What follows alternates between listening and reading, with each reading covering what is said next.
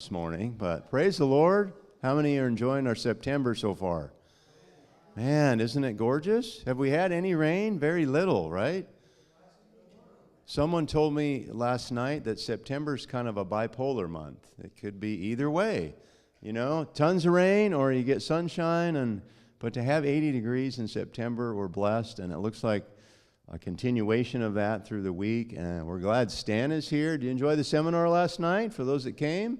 Wow, it was wonderful, huh? The dinosaurs. Sorry, I had to cut it off with all the questions. The kids were just raising hands, and I'm looking, and I'm like, man, I don't want to wear these people out. We're going to wear out the saints. We got to cut it off, and you can ask questions later, but had a good response. We were talking. We had about 12 guests last night. 12, visitors.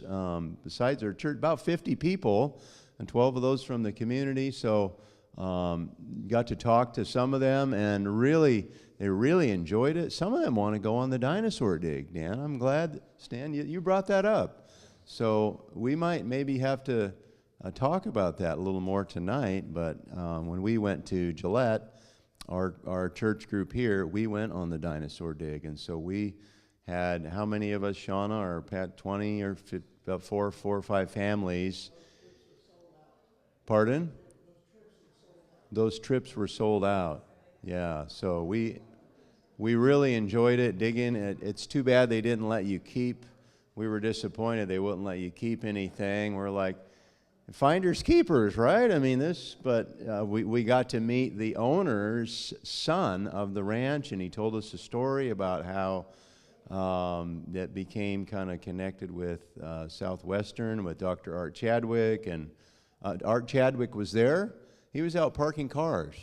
You know, can you believe it? I'm like, I think you should be in here giving the tour, but just a wealth of knowledge, and so glad we had that opportunity to go and to see that. Really neat. So we're going to bypass our singing this morning and give Stan as much time as possible. So let's have a prayer, and we'll begin. Father in heaven, we pause to give you thanks for life, for breath, for health and strength today. You woke us up, such a beautiful day, a beautiful Sabbath. Lord, we're here to worship you this morning, so may our hearts just tune heavenward and dial in to your presence. Bless Stan, anoint him with your spirit to give him the words that we need to hear, and to really give us information, Lord, that we can have to be ready to answer to those that ask us for the faith, for the hope that we believe in. For we know this is a controversial topic, a topic that is really under attack in the world, the age of the earth, and as Christians, we want to have a ready answer. So bless us, we pray, in Jesus' name, amen.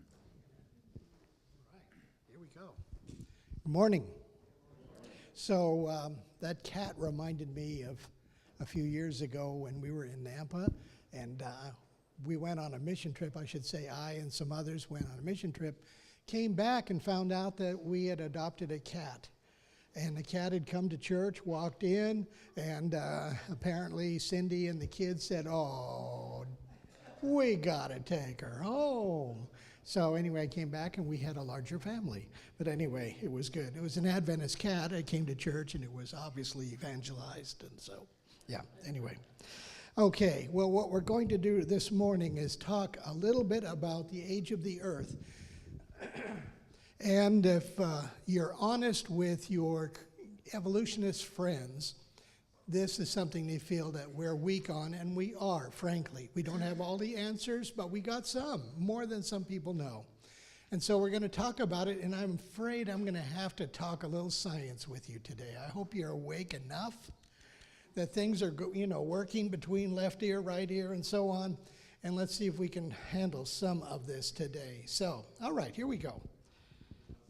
And this is number 5 of the 6-part series that we put together for Origin. So anyway, here we go.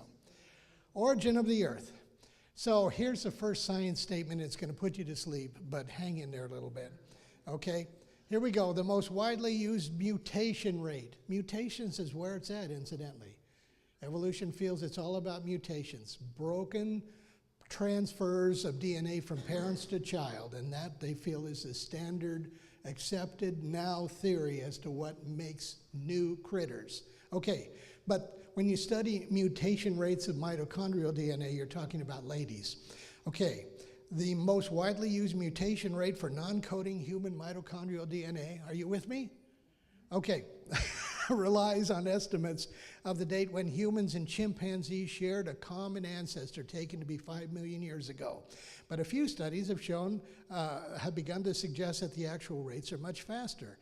Evolutionists are most concerned about the effect of that faster mutation rate. Researchers have calculated that mitochondrial Eve lived 100 to 200,000 years ago in Africa. Using the new clock, she would be a mere 6,000 years old. And nobody thinks that's the case, okay? When they don't have any parameters and they don't have any preconceptions working in something they're working on, sometimes the science works out exactly the way it should. So anyway, some of us do believe that Eve was about 6,000 years ago. All right, so age issues, let's talk about that. Have you ever heard of Bishop Ussher? Bishop Ussher, Archbishop Ussher, believed that God created the world on Sunday, October 29 at 4004 BC. So very precise, okay? But along came a guy named James Hutton, and he's the father of modern geology, and he proposed uniformitarianism, which sounds like a church. Uniformitarianist, first church, right? Anyway, uniformitarianism believes that everything that's going on the earth is going on at the same rate it always has been, just rolling along, just no big catastrophes like a flood or anything like that, just, So however things are moving now is how they've always been moving, about that fast.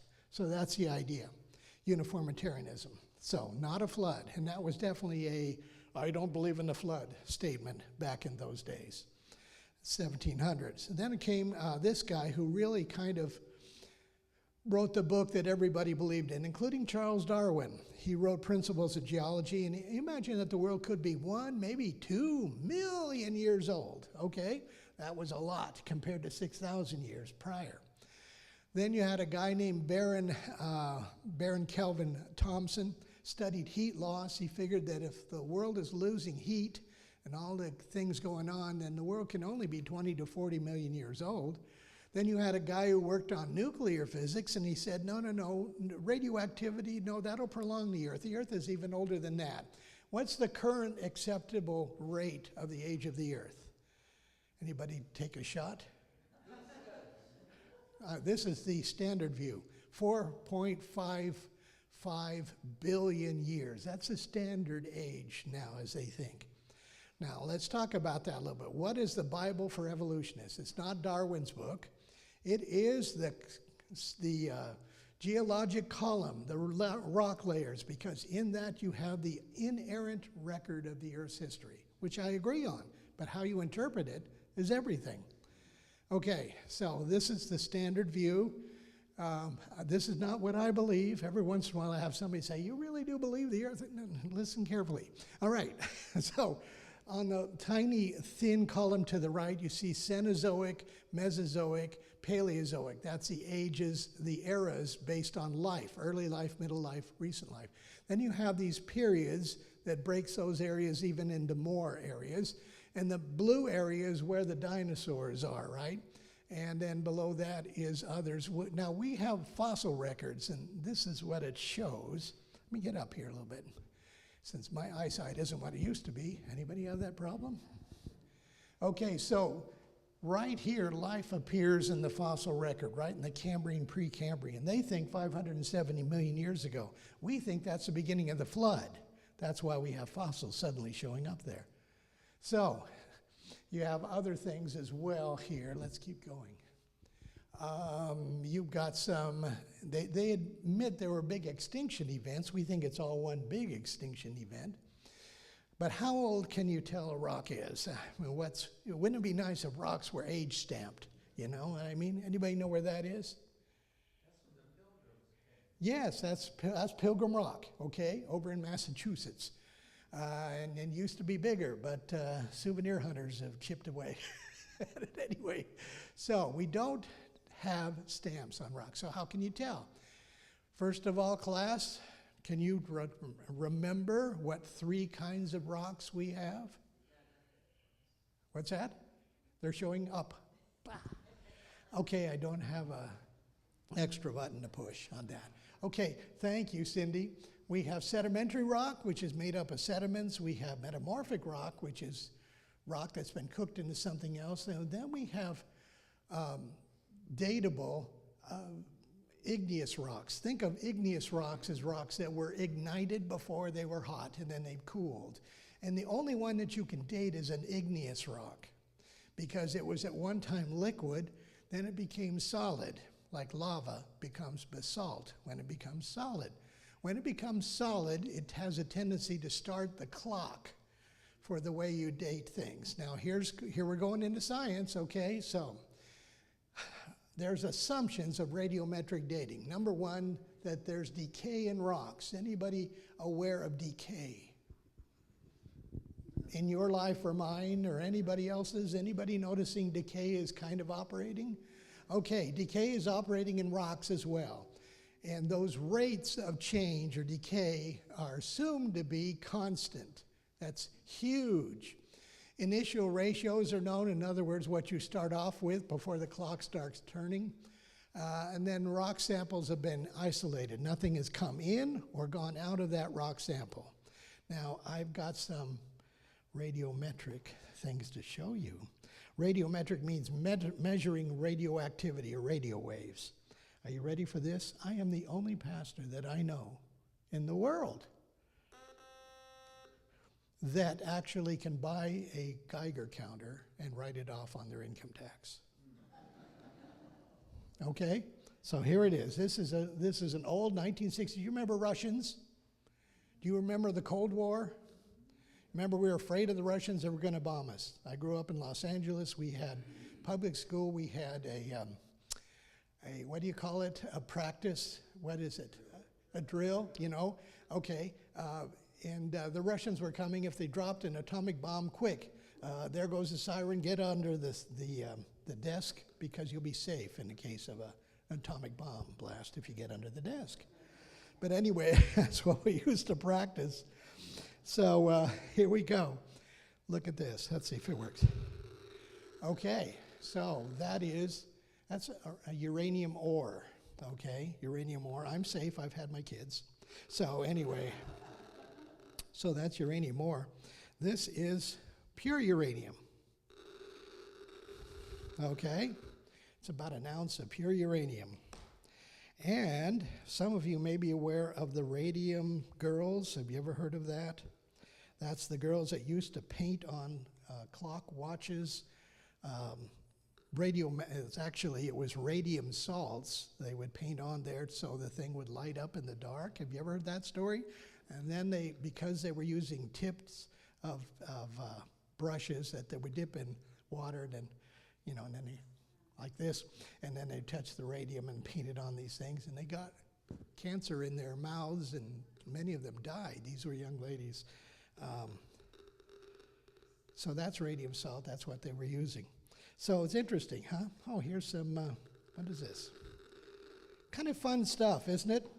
And it's safe, incidentally, at these levels. But this uranium, so here's what Pastor Stan would do. He would hide one of these in a pew before people came in.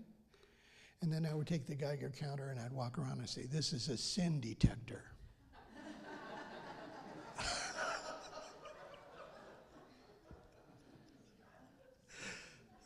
Yeah, so we had fun. Okay, so this is showing, for instance, this uranium ore is a rock. Okay, this is powdered.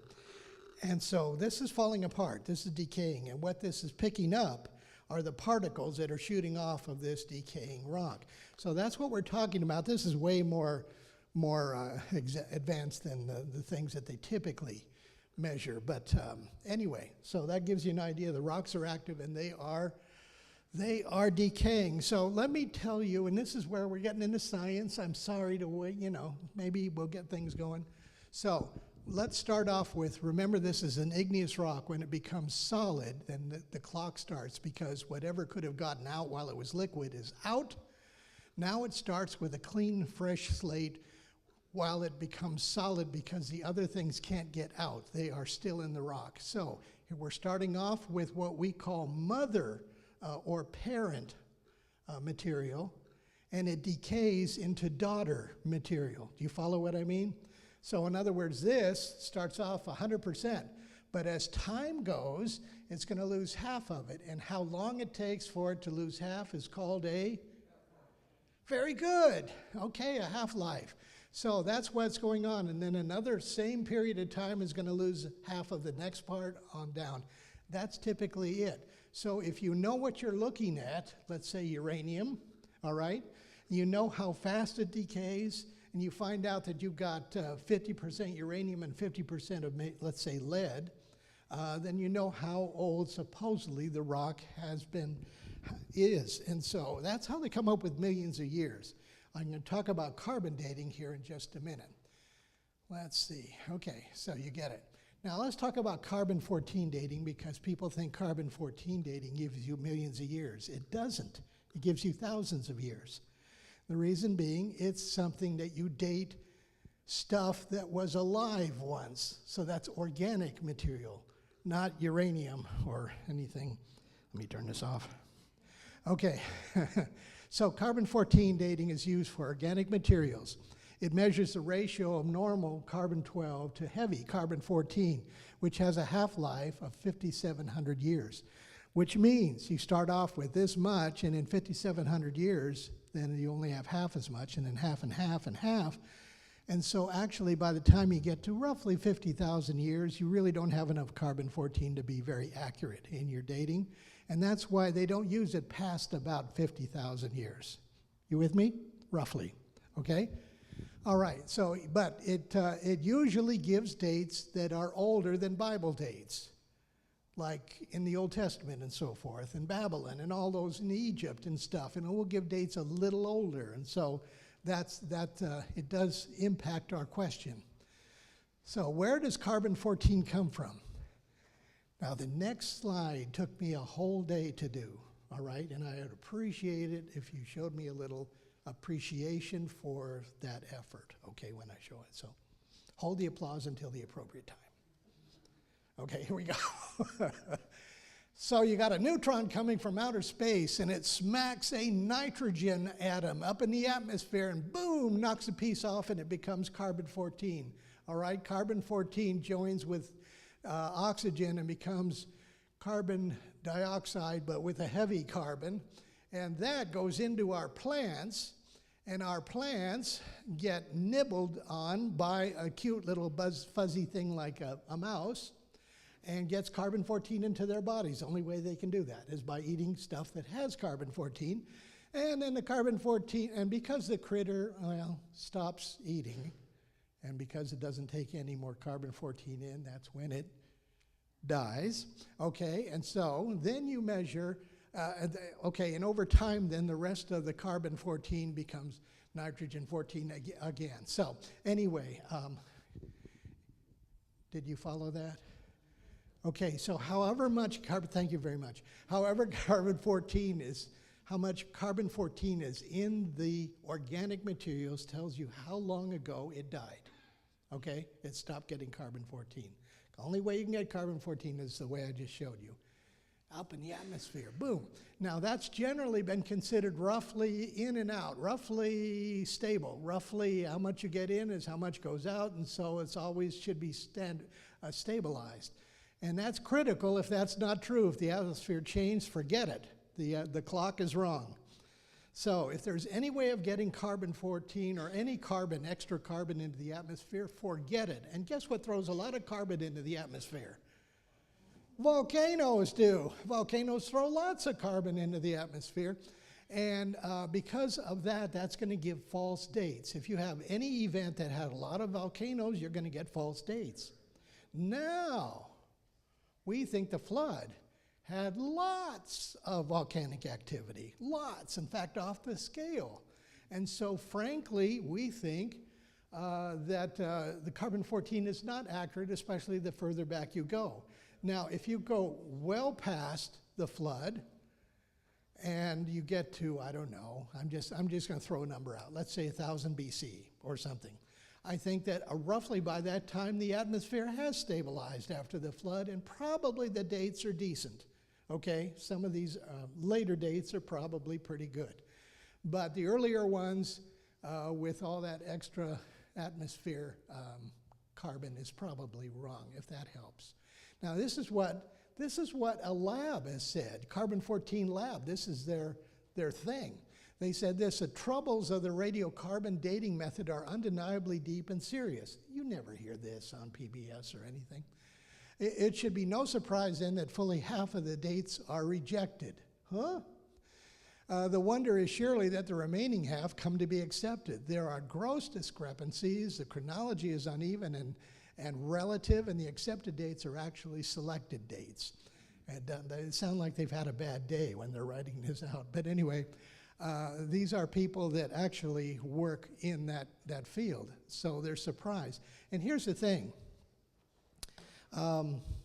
You find stuff like, we think that ancient natives came into America now earlier than we ever thought. We thought it was like 10,000 BC. Now it's like 30,000 BC or something like that. And they find a flint and something. So the thing is, it's an early date, and it's probably wrong, but why? They probably got several dates when they sent in samples for carbon dating, and they probably got 30,000, 25,000, 5,000, all these different ones. And the tendency is, and I'm not saying this is a purposeful way of falsifying things, but there's no question, and those people would admit this is true, that's what they're saying here, is that they have a tendency to accept the dates that fit with their model of how old they think it is. And so if they've got a date that's, that's a good date, that's right in there where we think, instead of just the facts kind of determining what's what. Does that make any sense at all? That's just a natural, normal human thing that we're all probably guilty of. But anyway, so there's that. Now, so potassium argon is the way that they date millions of years, not carbon-14, potassium argon. Potassium argon dates lava. And I've got a cute little story I got to tell you about lava. Cindy's smiling, she knows I go on this. So, one day, on our 25th anniversary, points, ladies, we went to Hawaii. That's good, right? 25, 20. Stan, way to go, good idea. Okay, but part of my motive was getting lava. So anyway, I wanted to do something that every red-blooded American male has wanted to do. I got to play in lava.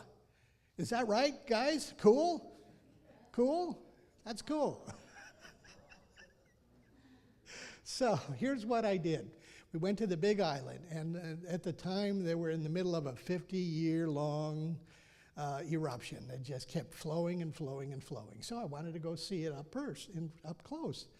And so I bought myself this little metal can, thinking in my brain of brains, I'm just going to go scoop up a little lava and bring it back. That's what I was going to do. So anyway, so we drive over to where the highway is covered by old lava flow, got to park there, get out. It's up here in the hills, generally up there somewhere. So I walk over to a kiosk, and this is in a national park, Volcanoes National Park. In the kiosk, there's a ranger, woman. And so I ask her, can I go up and look where the lava is coming out? What do you think I expected to hear? Another tourist, Anyway, you know what she said? She did this. She said, why, sure. Just be careful. It's right up there where you see that heat signature, that Mirage heat signature. That's about where you'll find it. And just be careful. And I said, thank you. And so I start up and over these old lava flows, over and over and over. It seemed like there was 100 of them. But anyway, as I'm walking, I find a nice walking stick, nice long stick. So I'm going over these lava flows. Finally get up to where, here it is. Sure enough, it's oozing out of the side of the mountain. I don't know if you've ever heard this, but have you heard that lava is really hot? It is very hot, 2,000 degrees. So if you're ever at home cooking in your oven and you turn it on to about as high as it'll go, that's times 4. So anyway, I could not get any closer than about here to the wall, okay, about 10 feet maybe. That's as close as I could get. And I don't know if you know the story about the fiery furnace in Daniel, how they couldn't even get, I mean, I totally get that story now, totally. So it's like, you know, okay, okay, so Smarty, how are you going to get the lava that you came up to collect? All right, well, let's think this through. What can we do? Incidentally, there was another guy there, so he was able to take pictures. That was good, so I could prove I was there. But anyway, okay, I know. Okay, I'll try this. So I'll put this on a rock as close as I can get, and then I'll take my long stick, and I will stick it in the lava to see if some of it will stick to the stick. Okay? So I'm sorry, so it catches on fire, and it drops. Okay, catches on fire, lava drops off again. Catches on fire a third time. Oh, there's a little bit still on there. And I stood back here, and I poked it in there, and I had my water bottle, and I poured the water on there, and there's my illegally collected lava sample from a national park. So I don't think they're going to miss it, but anyway, it's at a beautiful place where the eruption was making new lava flowing right into Hawaii and making more Hawaii. That's a beautiful thing. Anyway, so here's what I want to do with this someday. I want to break off a little piece of this and send it to a lab to get the date on this, because I was there the day it was born, and I want to see what date they'll put on it. Now, the problem is they're getting smarter. When did you collect this? Where did you collect this? Do you know how old it is yourself? Yeah, they don't want to be embarrassed. I don't blame them for that. But anyway, I want to do that someday. So, okay, anyway, that's my lava story. Potassium argon has a half-life of 1.25 billion years, and so, you know, it can have a long half-life. That's an easy way to date for millions of years. So, here's the problem. For creationists, we believe that the lava layers in between the fossil layers were part of the volcanic activity that took place during the flood, which we believe is a slam dunk, very provable. But those lava layers have often a tendency to date to millions of years. And so we got to deal with that issue as well. Does that make sense? So that's kind of where the issue is a bit. But here's the thing. Here are some dates that don't jive very well when you use the radiometric dating. For instance, this is Ewan Carrot Plateau near the Grand Canyon, and they did, right at the top, they had a lava flow that came down, and they dated this lava flow that came down with different methods. Okay, potassium argon, rubidium strontium isomer, and lead isomer, and came up with those different. MY means millions of years. So here's a date they got that's 2.6 billion years old. Oh, and here's one that were a few thousand years old, using a different method. Same rock, so what's believable, right? And then, just for the fun of it, they dated this older lava, had to be older because it's under all these other layers, and they came up with generally younger ages. So, you know, we got problems using radiometric dating. It looks good on paper, but when you apply it, here's another good example. Here are known periods when lava flows happen. There were people around, they recorded it. And these are a lot of them in Hawaii, but also in, you know, different other places, including Mount St. Helens, incidentally. And look at the dating that they get on those when they know when the lava flows happened. And so, can you see that it might look good on paper, but when you actually apply it in the field, it doesn't seem to be consistently accurate. Does that make sense?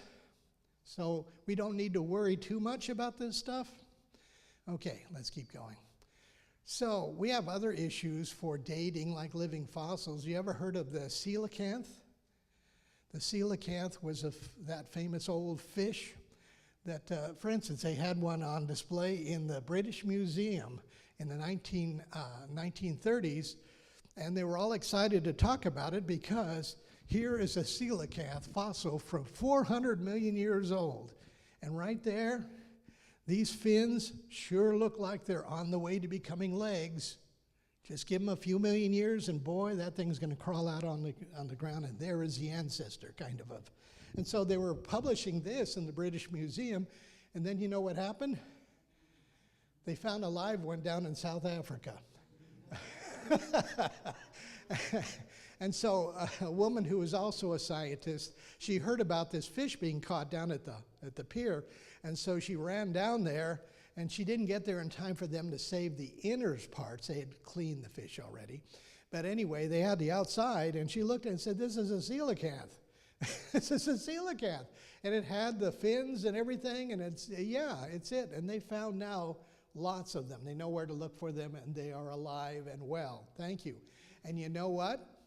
They've even videoed them on the swimming around, and they found out what they're using those fins for on the bottom. You know what they use them for? They use them for swimming.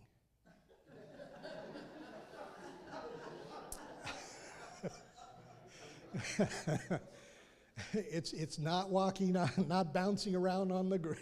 It's not doing anything like that. So it's kind of interesting. So it's a living fossil. It's identical to the fossils supposedly 400 million years. Have you ever seen these weird-looking crabs? They look like crabs from outer space. Horseshoe crabs out on Cape Cod area, Massachusetts. You look at that thing, but guess what? They're 400 million year old fossils that look just like them, right down to every bump and every odd shape and so forth. So another living fossil that's hard to explain why it looks identical after all those years. Now here's something that I've got actually. So take a look at this. So this is, tell me what this is. Fossil of? It's a shrimp. Okay. So don't tell me this was on your plate last night. But anyway, that's a fossil shrimp. It has identical number of antennas and segments and everything else. It's just like a shrimp from today. No doubts about it. Now, guess where this was found? In the Alps in Germany. Where do these live? They're ocean dwellers. It was found in the mountains of Germany. And supposedly 150 million years old. Jurassic, okay? So 150 million years old, doesn't look like a lot of evolution going on, and what's an ocean-dwelling fish doing swimming around the mountains of Germany? Anyway, so those kind of things are a little bit difficult to explain with the standard model of evolution and so forth, and likewise dragonflies and so on. 150 million years old. Here's a cool story. Wollemi pine. Have you ever heard of the Wollemi pine? Wollemi pine, yes, a few years ago, this is in the Wollemi National Forest of Australia, not far from Sydney. Anyway, there's some interesting country. Boy, it kind of looks like Morton, doesn't it? Anyway, interesting country, and there was this young fellow. Let's see if I got a picture of him. Do I have a picture of him? Yeah, there he is. This young ranger told his bosses, "I'm going to go explore one of these canyons that you can't get to otherwise, except by lowering down by rope into a canyon. You're going to explore it, come back with a report." Came back with a report of a pine tree he found down there. And it had pine cones, and he brought back some samples and everything. Turns out this is now called the Wollemi pine. The Wollemi pine is interesting because it's extinct. Well, they thought so. And so there's fossils up to 200 million years old there, absolutely identical, and yet nowhere else found. So it was just found in this is actually a Wollemi pine, twig, bristle. So anyway, Yeah, so 200 million years old, and they thought all gone until they found it, and it's a living fossil. Very interesting. Okay, and there are other things that are interesting. You know, evolutionists sometimes tell us quietly on the side, you know, if you guys just stuck to plants, you'd have us, because there's no evidence of plant evolution. No evidence. So take a look. The plant fossil record is now more directly defined than ever before, and it testifies that not one of the phyla is either the ancestor or the descendant of any other. Very frustrating to try to put together pieces. Folks, do you ever see stuff like this on Nova or Nature or PBS or National Geographic? National Geographic is the signs of the times for evolution. And they have a purpose for trying to evangelize the creationists away from our beliefs. So anyway, very interesting. Okay, so issues for dating the earth, miracles of preservation. We have preservation. I talked about this last night, okay? Remember the soft tissue in dinosaurs? That's one issue, but notice they found it on other things. Triceratops, duck-billed dinosaur, dinosaur eggs from Argentina, embryonic sauropod from China. You get it. An Archaeopteryx from Germany, a seismosaur. You see all these things where they have found organic material, and that list grows regularly. How they're finding organic material that cannot be millions of years old.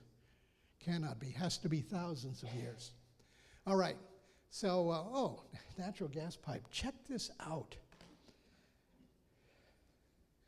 So this is a lead pipe slice from a lead pipe from the Czech Republic.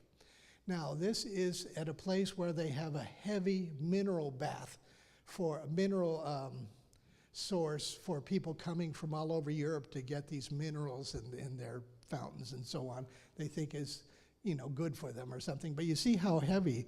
This is actually the deposit of the minerals growing from inside that lead pipe. And every few years, they supposedly cut the pipes out and then put in new ones, and this is from one of those they took out. So it closes down.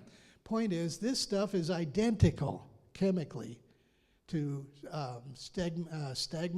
stalactites and stalactites in caves. It's calcium carbonate, and it is formed the same way with hot liquid, precipitating out into these rings. This is just the same as in caves. And so you can see you don't need millions of years to make a fairly nice rock deposit, okay? If you ever go to Mammoth Hot Springs, right, you will see it. Let's see, do I have a picture there? Anyway, all these things I used to think would take millions of years, and they have now shown that they do not. They are easily done quickly. But if you go to Mammoth Hot Springs, you can see calcium carbonate rock forming.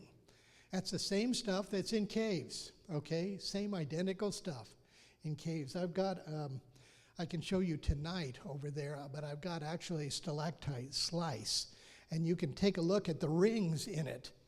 There is from here to this first ring is rapid deposit. There's no rings in it. It just goes zzz, and then stops. Then there's another ring, and then there's another ring, and then there's another ring. So some of it can be deposited very, very quickly. Notice this sign. From 1924 to 1988, there was a visitor sign above the entrance to Carlsbad Caverns. Any ever been there? It's amazing. Got to go. It said that Carlsbad was at least 260 million years old. In 1988, the sign was changed to read 7 to 10 million years old. Then for a little while, the sign read that it was 2 million years old. Now the sign is gone. So do you get it? These are things that they give as an examples of it has to be millions of years because look at it, right? And again, this is how they do it. It's uniformitarianism. Everything is uniformitarianism. If it's going this fast now, it's always been going this fast. So when you go into Carlsbad Cavern and you see a stalactite hanging down and you see a little drop, boop, boop. It's dropping a little segment right on there and growing that fast, and then you look how big it is and say, see, look at that, millions of years. but that's based on that speed. It could have been much faster earlier, like I showed you, those slices showed.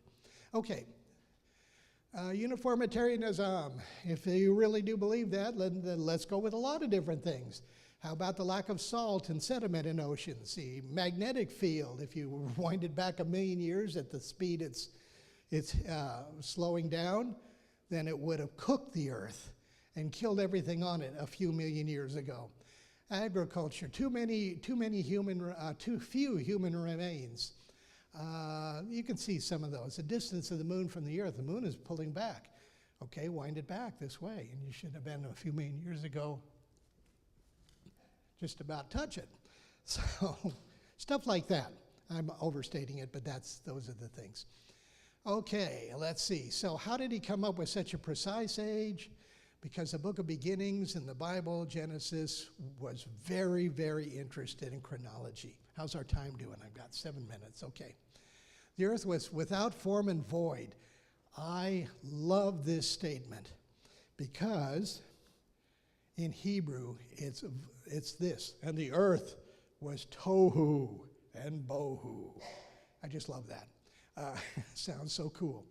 Now, lava flows date to millions of years in the fossil record. That's why we think we got a problem. You know what some people have said to me? Stan, what if where it says that the earth was void and without form at Genesis 1:2, was there something there before God created life? And, before he said, let there be light, and there was light, and started the process. So I said, maybe, but it doesn't change anything.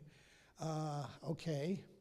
So for instance, let's say, Stan, maybe it's 4.55 billion years old, that bedrock. Does that help us? And the answer is no, not a bit, because the issue is the lava that's in between the fossil records. That dates supposedly to millions of years. That's where our work is to be done. Does that make sense? So bedrock, that's not the issue. So if God had made this as a rock in space 4.55 billion years or any time in the past, does that matter to our belief in evolution or creation? I don't think it does. I don't think it's a hill worth dying on. It doesn't matter to me. But is life and the 6-day creation week recent? 6,000 years ago, roughly? Yes, that's what I believe. Does that make sense? Okay, you're looking at me like, boy, I don't know if I can trust him now, because he doesn't say the rock that the earth is 6,000 years old. I don't know.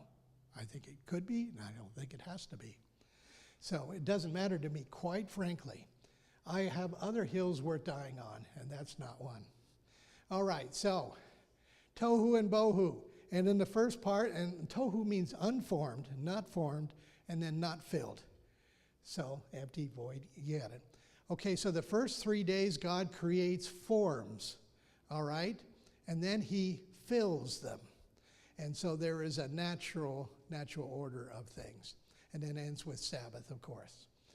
And you all know about Sabbath, why God takes so long. Obviously, it's not a year, day, or month. It's all astronomically. All historians I've ever read, including the most secular, atheistic ones you can find, will say the 7-day week is strictly from the Hebrew story about how long it took for God to create the world. That's why the world operates under a 7-day week. So, okay. Anybody here know music, read music? Can you read music? Okay. So here's something, this is the best way I know to inform people on what the Sabbath means. The word means to stop. It doesn't mean to, it means to stop or to cease or to hold.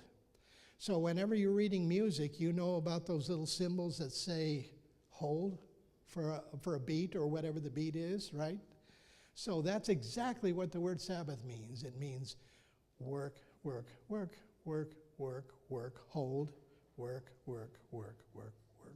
You get it? That's what it means. And so God's telling us, and it's not a recommendation. He says, stop, Stan. Okay, I'll try to stop.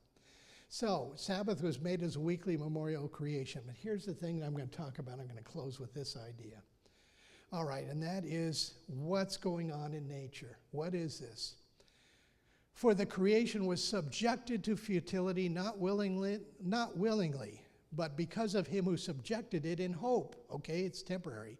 Because the creation itself also will be delivered from the bondage of corruption.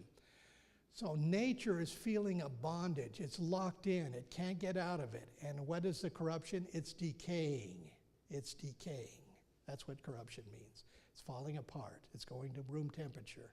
That's what nature is doing. It can't help it. It's bonded. But for we know that the whole creation groans and labors with birth pangs until now. But please notice that it will be delivered from the bondage of corruption. It's temporary. It's got hope. And so is that good news, folks? Boy, is that good news. I looked in the mirror again this morning, and thank you, Lord, for the hope we have of decay being gone and away and everything. But you know what? When we're talking about, and I talked to a professor of theology, John Baldwin, retired from seminary, and I said, you wrote a paper on this passage. Have you ever thought it might include rocks as well? Because it says the whole creation. It talks about people, then it says, but the whole creation, that's clearly talking about other things and people. The whole creation is feeling this weight of decay. And he said, yeah, actually that would make sense. I could see where it includes rocks. Okay, I'm going to illustrate something here. I'm going to tell you what I think, and this is based also on another atomic physicist I talked to that was a creationist, works for the government, brilliant man. He talked at a creation seminar, and he said that he thought that at the time of sin entering the world, I asked him, what do you think the physical cause of what happened in the world when sin happened, physically? He says, I think something like a shock wave went across nature. Ooh, a shock wave, which caused a quick amount of decay. Here's what I think happened, and I'm going to illustrate it, and it's tough for me because it's emotional. So, I'm going to represent God for just a moment. And when Adam and Eve sinned, I think this is what God did.